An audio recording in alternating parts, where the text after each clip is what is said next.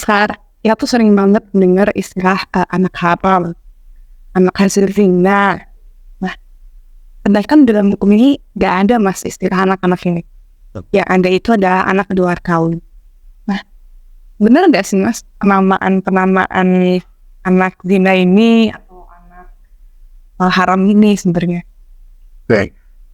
Jadi kalau menurut hukum tidak ada yang namanya itu anak haram, anak jadah, atau anak jingkong, atau anak apapun itu, anak hasil zina dan seterusnya. Hukum hanya menamainya adalah anak di luar kawin.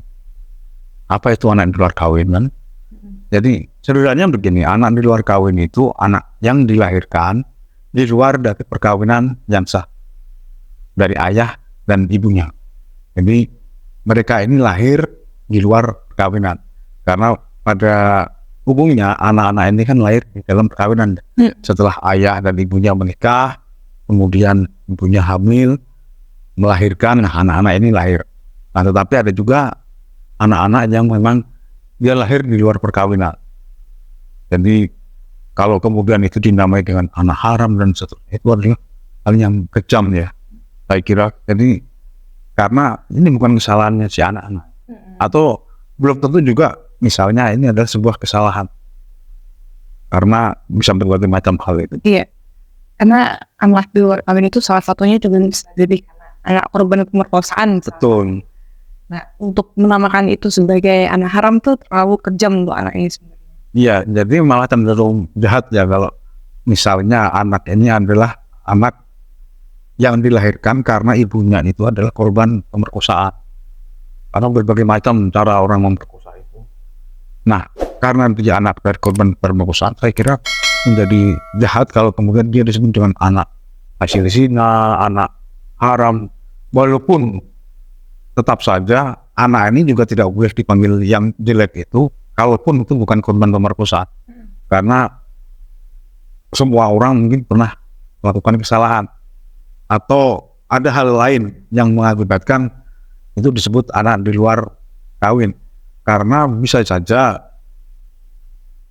menurut adat mereka sudah melakukan perkawinan, tetapi menurut hukum mereka belum melakukan perkawinan karena misalnya belum mendaftarkan nih ke catatan sipil atau belum ke kantor urusan agama dan seterusnya. Jadi sama saja gitu kan, mereka secara hukum mereka adalah anak-anak di luar kawin. Nah, kenapa kita menyebutkan pembahasan anak di luar kawin ini mas? Karena kan ini punya implikasi hukum yang kadang-kadang orang nggak begitu paham kalau dia punya implikasi ini nih mas, misalkan keperdataan nih misalkan. Ya. Nah, apakah anak di luar kawin ini keperdataannya bagaimana? Apakah dia keperdataannya mutlak dengan ibu atau apakah dia mutlak dengan ayah? Baik, jadi hubungan keperdataan si anak yang pasti dia akan secara otomatis ya ibunya dan keluarga ibunya. Jadi harus kita pahami bahwa hubungan keperdataan ini bisa saja misalnya nih waris atau hubungan-hubungan lain. Kalau misalnya perempuan ya dia bisa menjadi wali. Jadi si ayah kandungnya atau ayah biologisnya bisa menjadi wali. Tetapi untuk secara otomatis anak-anak di luar kawin ini memiliki hubungan keperdataan dengan ibunya yang tidak perlu mendapatkan pengakuan dari ibunya atau persetujuan ibunya atau keluarga ibunya. Dia akan secara langsung memiliki hubungan keperdataan dengan ibunya. Karena dulu kita harus juga membuka lembaran agak lama ke belakang, anak-anak di luar kawin ini hanya mendapatkan atau memiliki hubungan keperdataan dengan ibunya saja.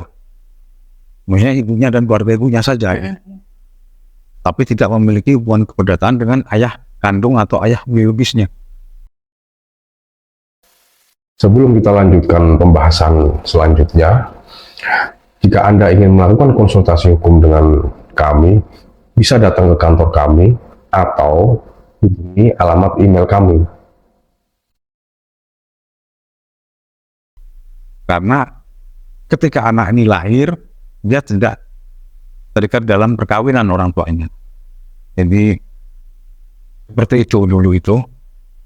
Nah, berarti sekarang itu sudah dilakukan penemuan hukum dengan mengakomodir hubungan keperdataan anak dengan ayahnya. Nah, setelah munculnya atau terbitnya putusan MK tahun 2010 itu ya, yang memperbaiki lah, kalau saya bilang itu memperbaiki atau merevisi dari pasal yang berhubungan dengan anak di luar kawin ini.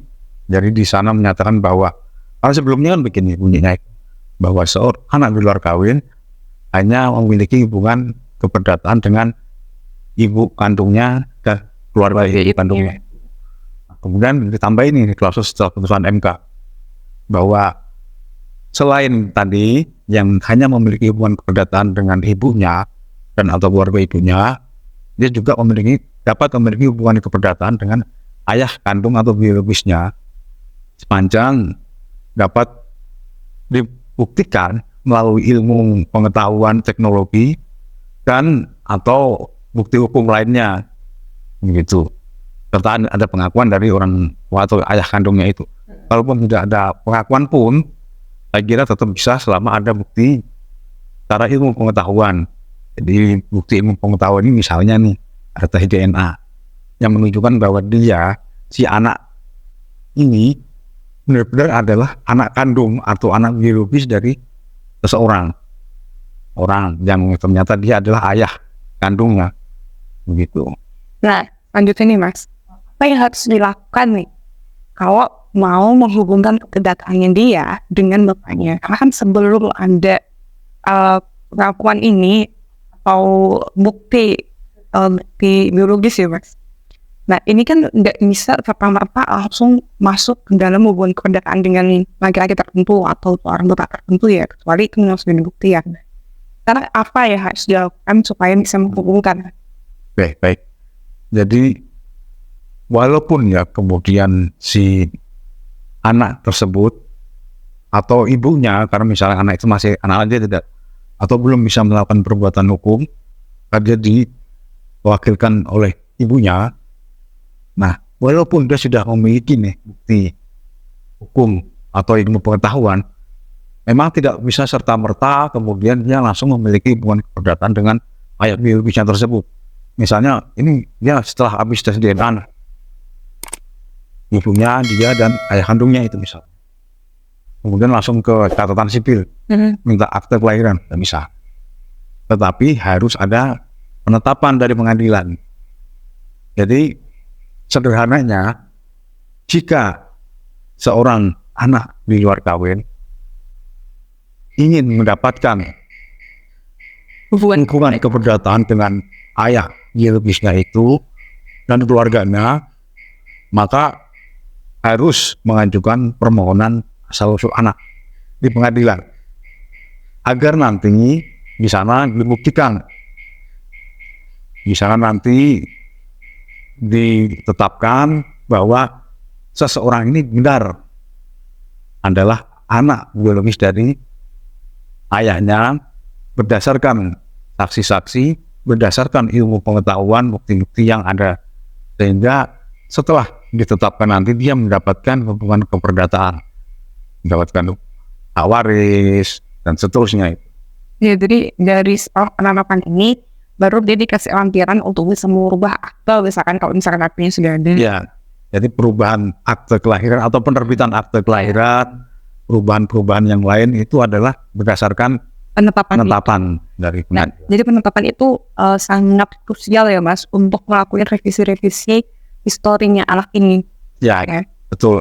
Jadi juga harus diketahui bahwa permohonan asal-usul anak ini untuk muslim adalah di pengadilan agama, untuk non-muslim di pengadilan negeri seperti itu. Pokoknya membantu ya Mas. Ya, semoga membantu. Pembicaraan yang sangat jarang untuk bicarakan. Ya. Orang kan pada mengertinya bahwa anak di luar kawin itu hanya pekerjaan dengan ibu. Ya, jadi kenapa ini sangat penting? Karena anak-anak harus mendapatkan haknya sesuai dengan apa yang seharusnya dia dapatkan. Bukan kemudian karena misalnya kesalahan orang tuanya dia yang menjadi korban. bahwa hak-haknya menjadi yang tidak sama dengan anak-anak yang lain. Itu adalah hal yang harus kita penuhi.